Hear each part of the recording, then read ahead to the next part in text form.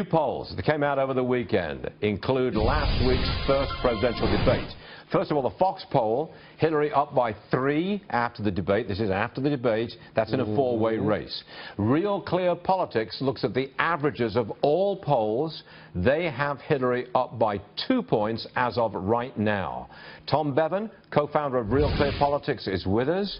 Your job is to...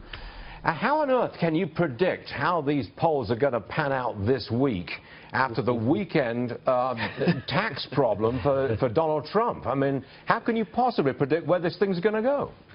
We don't predict, Stuart, and I don't think anybody can predict where this race is going to go. All we can do is analyze the data that we have, and we really actually don't have... I was expecting to get an ABC News poll, a Wall Street Journal poll on Sunday.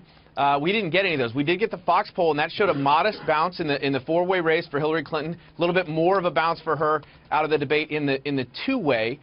But by and large, our average has showed her lead at about roughly 2.5%. So not a lot of change in the race. Yeah, not a lot of change. That's right. And that was, I thought last week was a very bad week for Donald Trump. I'm surprised that Hillary only got this very small bounce to a 3-point lead in your average of polls. But now, the vice presidential debate is, I believe it's tomorrow night, actually. It's Tuesday, I think. Correct. Any impact on the polls, do you think? I doubt it. I think, you know, we might have more people tune in than usual.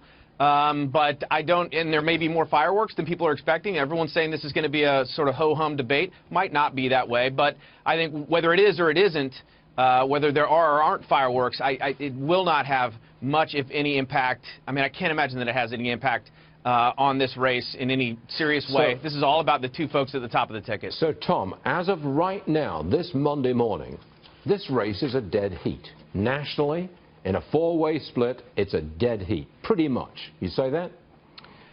Well, Clinton has the advantage, I think, certainly. And at the national level and in some of these swing states, it's still pretty close, though. And what's interesting about this, Stuart, is we've got some data that really... We had a poll come out yesterday in New Mexico that showed Clinton with a 4-point lead. That is a lot tighter than we might have expected. That's a post-debate poll. We had a poll in New Jersey that's 6 points. We had a poll come out this morning showing her up 7 in Virginia. So there's a lot of data to analyze, and not all of it is necessarily pointing in the direction that Clinton has broken away. I think this race is still tight and will remain so for the remainder of the election. This time next week, we'll be looking at the effects of the previous night, October the 9th, Sunday, of the debate.